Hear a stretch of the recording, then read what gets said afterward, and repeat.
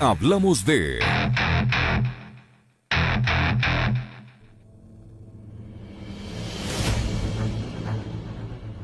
En entrevista a Radio Pichincha Universal, el asambleísta de Alianza País y presidente de la Comisión de Desarrollo Económico, Esteban Albornoz, alertó sobre lo perjudicial que podría resultar para el Ecuador la concesión de sus centrales hidroeléctricas, pues estas obras le han ahorrado al país $1.000 millones.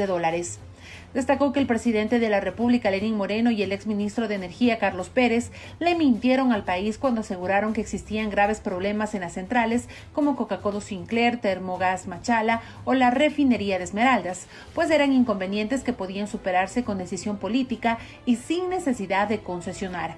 Además, advirtió que una denuncia de un medio de comunicación señala que Termogas Machala, la cual permite la importación de gas natural, podría ser concesionada a una empresa vinculada al exministro Carlos Pérez.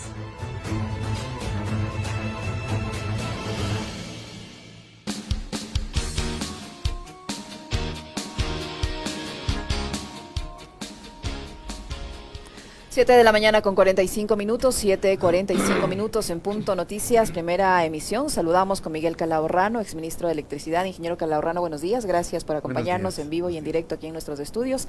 Estamos con usted, Alexis Moncayo, vía telemática, quien le habla, Licenia Espinel. Ayer el asambleísta de Alianza País, Esteban Albornoz, lanzó una alerta respecto a las graves consecuencias que podría tener para el país la concesión de centrales hidroeléctricas que durante todos estos años le han ahorrado muchos recursos al Ecuador, que están operando al 100% fuera, más allá de lo que han dicho las autoridades gubernamentales. Se pretende concesionar estas centrales hidroeléctricas como la Coca-Cola Sinclair, como Soplador, entre otras, en momentos en que un gobierno está ya de salida. Según el asambleísta Albornoz, esto sería muy grave porque finalmente esto implicaría una elevación de las tarifas eléctricas y una privatización del sector estratégico. ¿Cómo mira usted este proceso, ingeniero Calahorrano? Gracias por acompañarnos, bienvenido. Buenos días y muchas gracias por la invitación y un saludo tanto a usted como al periodista y a su respetable audiencia. Bueno, yo diría que la estrategia fue preparada de antemano y desde el inicio de este gobierno se podría percibir esa intención, porque la estrategia consistía en un primer lugar en tratar de descalificar la operación, el funcionamiento, la construcción de toda la infraestructura que se construyó en el gobierno del presidente Rafael Correa Delgado. En el caso de Coca-Cola Sinclair, esta central fue objeto de una serie de aseveraciones totalmente fuera de la verdad, para tratar de ponerle en una condición, como se dice vulgarmente, de gallina con mal, y para ulterior descalificar la obra del presidente Rafael Correa Delgado, y finalmente, en esa condición, ponerla en venta, con lo que hoy día llaman monetarización, y entregar algo que significa de un inmenso valor en este mismo momento para el país. ¿Por qué?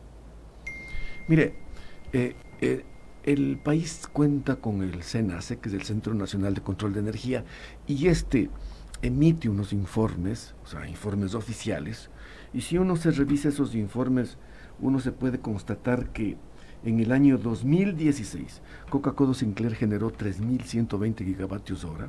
De esa misma manera, 2017, 6.242, 18, 6.200, 19, 6.401, 20, 6.400, esto totaliza 28.363 gigavatios hora, que con lo que se está generando en este mismo momento estamos cerca de los 29.000 gigavatios hora. Y si es que uno se pretende buscar el valor de esa energía, debería hacerlo multiplicando por lo que cuesta un kilovatio hora de la energía generada en bloque o en bornes de generador, como decimos los técnicos, que está en el orden de 4 centavos de dólar el kilovatio hora. Eso significa que Coca-Cola Sinclair, desde su inicio en operación hasta el día de hoy, ha generado cerca de 1.200 millones de dólares. Ha producido. Le ha ahorrado al Estado esa cantidad. Ha producido electricidad en esa cantidad. Y tiene, entonces, además de eso, tiene un beneficio. Ahí sí se debería utilizar la palabra que usted señala. Ahí sí ha ahorrado al Estado más de 900 millones de dólares por concepto de sustitución de la energía térmica con la energía hidroeléctrica. Y más, se debería también calcular las emisiones evitadas, que son en torno de 15 millones de toneladas y que da un valor del orden de 150 millones de dólares.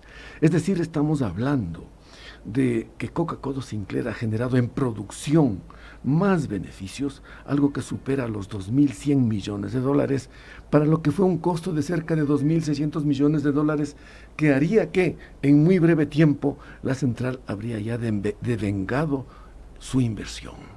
Entonces, pero no solo eso es lo grave.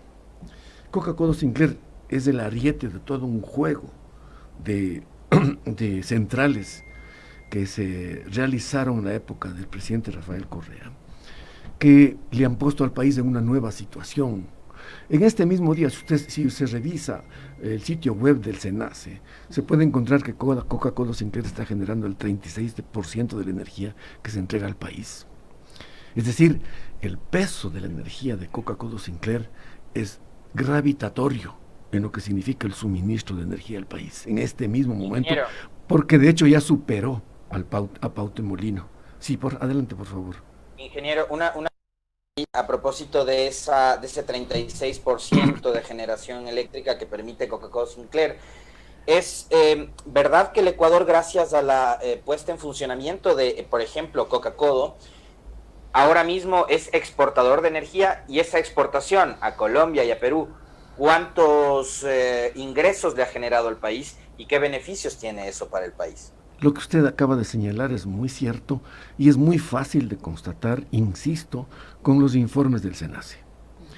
Desde que, en primer lugar hay que decir que las transacciones de energía con Colombia especialmente vienen desde fines del siglo pasado. Al inicio se hicieron, digamos, en pequeños montos debido a la capacidad de transmisión que había, pero hoy en día tenemos una línea de 230 kilovoltios que permite transacciones de energía mucho mayores con Colombia.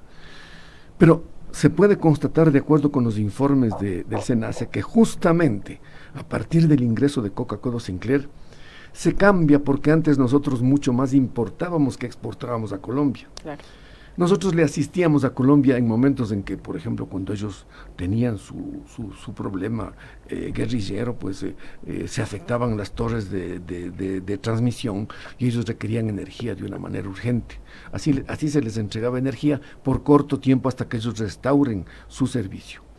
Pero nosotros importábamos muchísimo más energía a Colombia, y una energía sumamente cara, tanto así que en el 2006 el monto de importación de esa energía era del 9% de lo que nosotros consumíamos, y una energía que nos costaba entre 12 y 14 centavos de dólar el kilovatio hora, es decir, más del precio que nosotros vendíamos al consumidor final, ¿ya?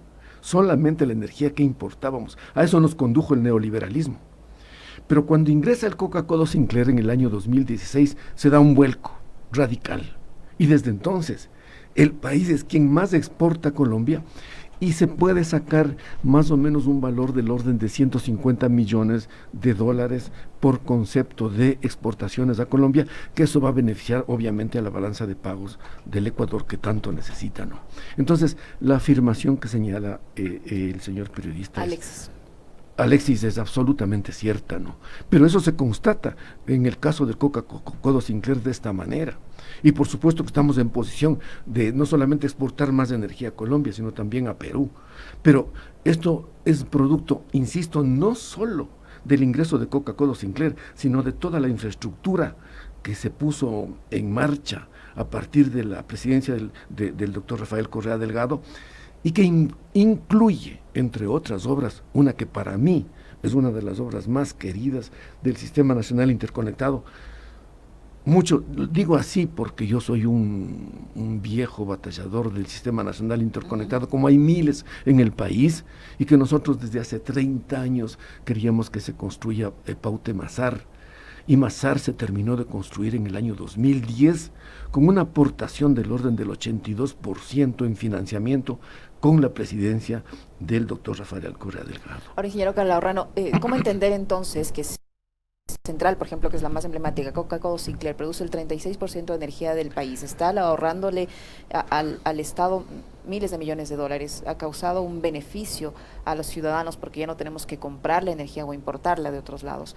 ¿Cómo entender que se la quiera ahora privatizar, concesionar o monetizar, como le quieran llamar las autoridades, más aún cuando está un gobierno ya de salida? Si le representa un beneficio para el Estado, para los ecuatorianos, ¿qué necesidad hay de monetizarla, de concesionarla? Por esa afección neoliberal que tienen las autoridades actuales, y entre ellas el señor ministro actual, y entre ellas también obviamente el presidente Lenín Moreno, quienes desde el comienzo manifestaron su afección a la política neoliberal, que ha hecho tanto daño en el mundo, en América Latina y también en nuestro país. En nuestro país el neoliberalismo que se emprendió desde el 96 hasta el 2006 le condujo al país al borde de la bancarrota en lo que tiene que ver a la energía, tanto en el terreno de la electricidad cuanto en el terreno de los combustibles fósiles, porque se hicieron barbaridades. Y entonces, luego de eso hubo que reponer todos los sistemas, y en el Ecuador se avanzó de esta manera, tanto así que al país le consta que después de lo que sucedió entre noviembre del 2009 y el 11 de enero del 2010, con la crisis energética que hubo, producto del desgobierno neoliberal de los años anteriores, después de aquello, ingresó Massar ya en el año 2000 y en 2010, en mayo del 2010, y desde entonces el país no conoce de este género de problemas que teníamos con relación a los apagones. Es más, en este momento el Ecuador tiene un sistema que es uno de los sistemas más sólidos del mundo, y además de eso más limpios, porque solamente en este mismo momento, por cuestión de suministro eléctrico, el país se constituye por más o menos un 92% de hidroelectricidad, a lo cual hay que sumar 1 o 2% de energía solar y eólica, a lo cual hay que sumar también la central de gas, que genera 1/3 de emisiones de efecto invernadero que una central térmica, por lo cual la termoelectricidad ha sido reducida a entre un 5 y un 6%. Es uno de los sistemas más limpios del mundo. Solamente hay una decena de países que tienen esta condición. Póngase el caso pues de Noruega, el caso de Uruguay, el caso de Paraguay, porque es partícipe de la central de Iguazú, el caso de Costa Rica, el caso de Nepal. Son casos en los cuales esos sistemas energéticos eléctricos, me quiero yo referir, contienen más del 90% de energías renovables, como es el caso de nuestro país. Nuestro país hoy día pertenece a ese club de países que tienen energía limpia y tienen un sistema consolidado de energía. Sí.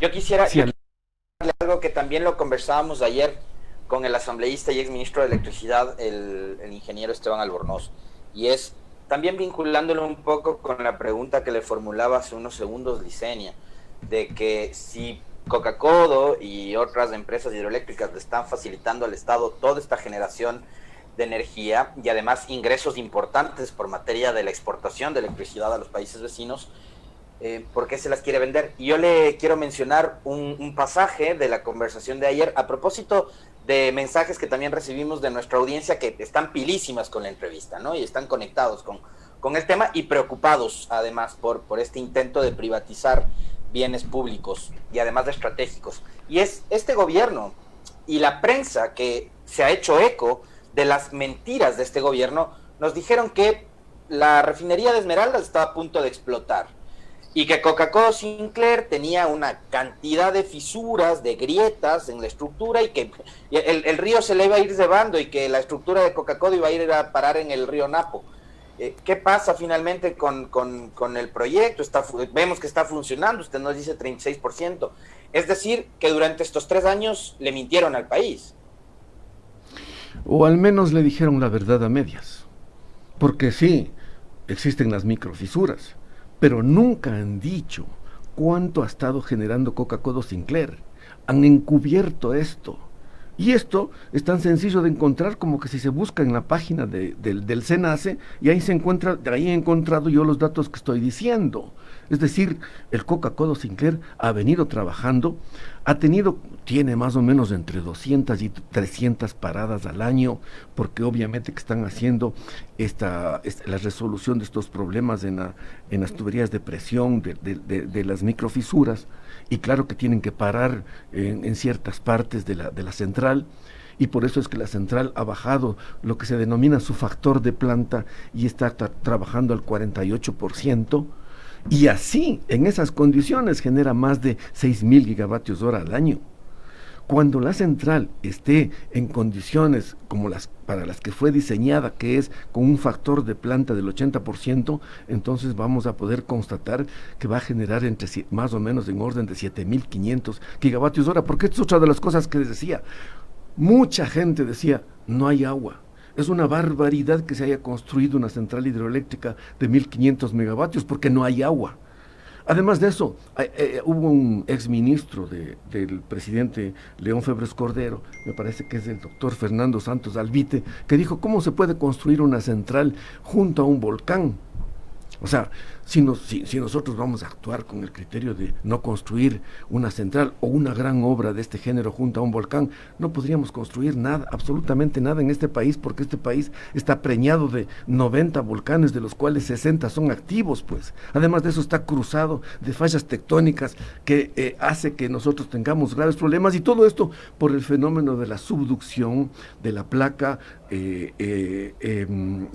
Nazca con la placa continental, que se suscita a 100 kilómetros de profundidad. O sea, nosotros digamos que esta es la tierra que Dios nos dio, y nosotros estamos obligados a vivir aquí y a bregar con esos problemas, y lo que tenemos que hacer los técnicos, los científicos, es tratar de poner lo mejor de nosotros para realizar adecuadamente las obras. Probablemente ese argumento de los volcanes, y tomando en cuenta de quién viene, ingeniero, y ahí quisiera también un comentario suyo y que le diga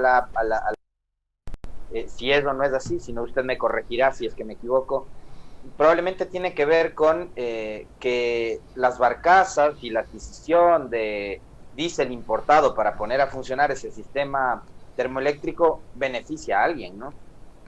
Posiblemente. Y es mejor dejar funcionando eso. Posiblemente, afortunadamente, eso ya es parte del pasado, ¿no? Cuando llegamos al 2006,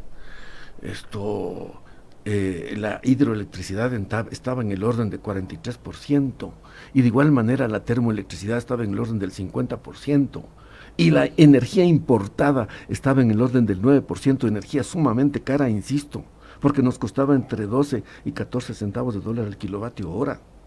Y entonces todo eso se ha cambiado radicalmente, y ahora la termoelectricidad está reducida a un 5 o 6%, ¿no es cierto? Y entonces, claro, como la termoelectricidad era tan gruesa antes e implicaba un enorme consumo de combustibles fósiles, y además de eso su transporte, su comercialización, eso por supuesto que incitaba a que hayan esa serie de conductas. Pero insisto, afortunadamente eso ya es parte del pasado. El país en este momento tiene otra condición que le beneficia en mucho, porque además de eso, como tenemos una capacidad instalada que supera los 8.000 megavatios, y nosotros tenemos una demanda del orden de 4.200, 4.300, 4.500 megavatios, entonces tenemos un buen margen como para inclusive continuar entregando energía eléctrica. Por eso yo creo que yo quisiera más bien dar no ver al pasado para no volver a cometer los mismos errores con el neoliberalismo, pero ver hacia el futuro y pensar que si ahora contamos con tanta energía, podemos nosotros invadir, si así se puede decir, o sea, ingresar masivamente con el consumo de electricidad, por ejemplo, en el transporte en nuestro país, que tanto se necesita, ¿no? Para no consumir tantos combustibles fósiles, porque a propósito de lo que usted dijo, también se les ha ingresado esas ambiciones neoliberales, por supuesto en el terreno de los combustibles fósiles. Le han maltratado a la refinería de Esmeraldas y han detenido. Yo escuché unas declaraciones del señor ministro, que tengo la sensación de que conoce mucho del comercio del petróleo, pero que no conoce de energías renovables, pues trata de convencernos a nosotros de que está bien que se paralice la construcción de la refinería del Pacífico y que no se construya la refinería del Pacífico, que es una obra fundamental para el país.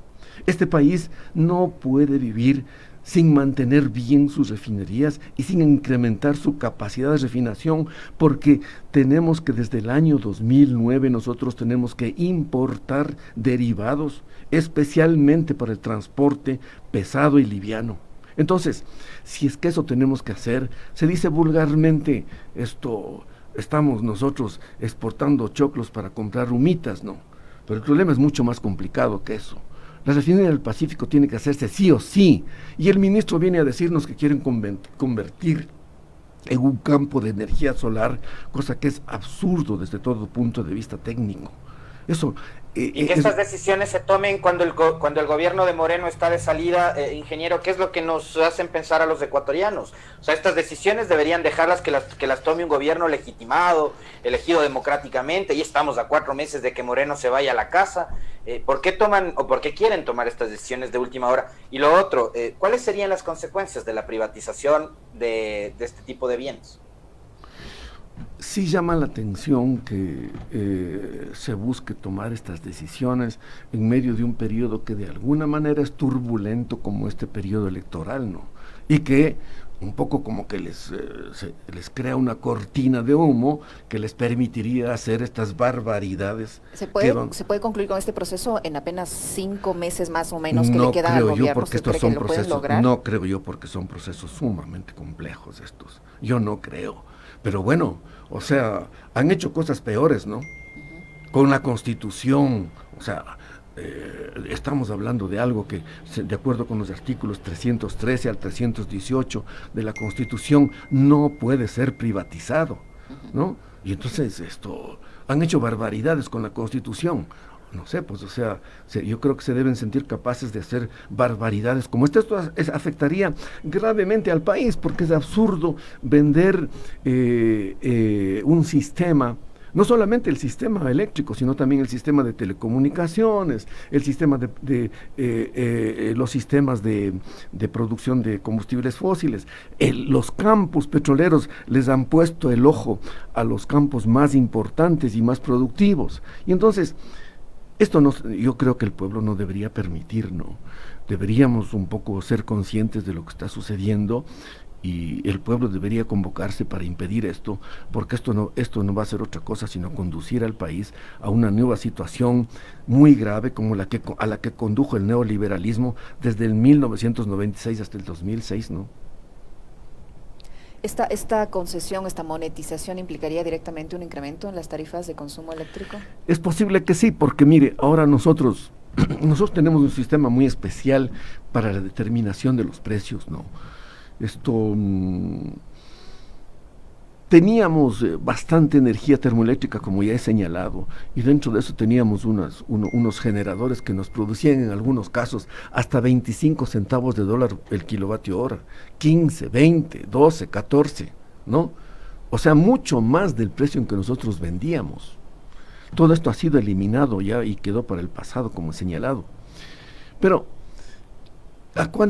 ¿cuál es el precio de la energía que produce Paute? Posiblemente es menos de 1 centavo de dólar el kilovatio hora. Vea, Paute, que fue una central, asimismo, terriblemente atacada por algunos medios, por ejemplo, como El Universo, que nos decían que era un elefante blanco, que no va a servir, ¿no? Total, que Paute ha trabajado ya 37 años, claro. Ha dado un aporte inmenso al país y sigue operando, ¿no? Y Paute ya en sus primeros 15 años ya pagó su inversión. Entonces, ¿cuánto cuesta el kilovatio hora que produce Paute? Lo que cuesta la operación, el mantenimiento, el personal que hace allí el mantenimiento, en fin. Pero eso será menos de 1 centavo de dólar al kilovatio hora.